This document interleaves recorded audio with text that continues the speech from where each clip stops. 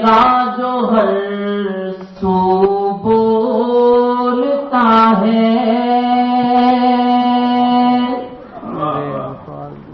سخن میرا جو ہر سو بولتا ہے، میرے الفاظ میں تو بولتا ہے،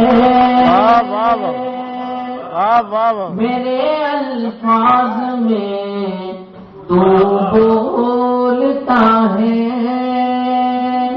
ملاحظہ کریں حضرات، یہ شعر ہمارے دوست ہیں ناقد نقوی صاحب، ماشاءاللہ پروفیسر ہیں، اردو پڑھاتے بھی ہیں، میرا بھی تعلق ایک یونیورسٹی سے، خدا کرے کہ ہم جو ہیں جو کہتے ہیں وہ اپنے گھروں میں بھی اردو کی بات کریں۔ ایک اردو کی تاثیر کے حوالے سے یہ شعر پیش کرتا ہوں، بلکہ کیا بہتر ہوگا کہ میں مہمان مکرم پیرزادہ قاسم صاحب کی نظر کروں۔ ذرا میں زیر ہو جاتا ہے دشمن، ذرا میں زیر ہو جاتا ہے دشمن، وہ اس لہجے میں اردو بولتا ہے، وہ اس لہجے میں اردو بولتا ہے، ذرا میں زیر ہو جاتا ہے دشمن، وہ اس لہجے میں اردو بولتا ہے۔ ایک اچھا سا شعر جو مجھے اچھا لگتا ہے، ان شعراء کرام کے حوالے سے آپ کی نظر کرتا ہوں۔ غزل کا شعر تب ہوتا ہے روشن،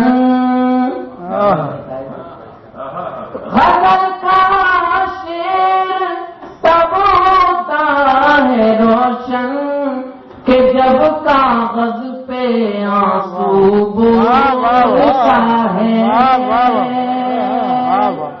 کہ جب کاغذ پہ آنسو بولتا ہے۔ جو میرے اسلاف نے مجھے حکم دیا، جو میری ذمہ داری ہے، میں اپنی شاعری کے حوالے سے وہ خدمت کرنے کی کوشش کرتا ہوں۔ اگر کچھ لوگ سوال کرتے ہیں تو انہیں میں یہ کہتا ہوں کہ مجھے توفیق دی ہے تو میں اپنی بات کہتا ہوں، آپ کی متبرک پیشانیوں کی نظر کرتا ہوں۔ یہ شعر ملاحظہ فرمائیں، دنیا کے بہت بڑے مفکر نے کتاب لکھی 100 بڑے انسان میں سب سے پہلا نام ہمارے آقا کا ہے۔ کیوں ہے؟ میں پیش کرتا ہوں کہ جب کاغذ پہ آنسو بولتا ہے نوائے فصل گل ہے تیرا لہجہ،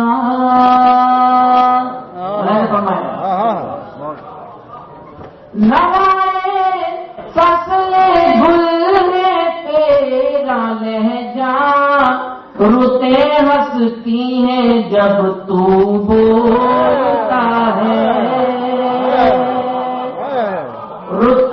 رتیں ہنستی ہیں جب، نوائے فصل گل ہے تیرا لہجہ، رتیں ہنستی ہیں جب تو بولتا ہے۔ بہت شکریہ، غزل ختم ہو رہی ہے، آپ نے شعر۔ مجھے محفوظ لگتا ہے میرا گھر، سماعت کیجیے، مجھے محفوظ لگتا ہے میرا گھر، میرا بچہ جب اردو بولتا ہے، میرا بچہ جب اردو بولتا ہے، مجھے محفوظ لگتا ہے میرا گھر، میرا بچہ جب اردو بولتا ہے۔ غزل کا مقطع، خدا کرے مقطع اور اس مقطع کے حوالے سے ماجد آپ کو یاد رہے۔ پسینہ ہے میرے آقا کا ماجد، پسینہ ہے میرے آقا کا ماجد، زمانہ جس کو خوشبو بولتا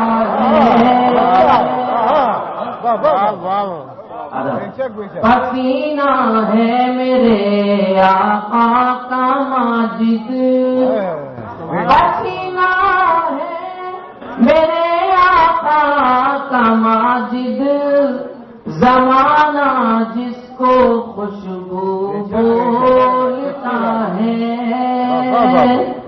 تو میرا جو ہر سو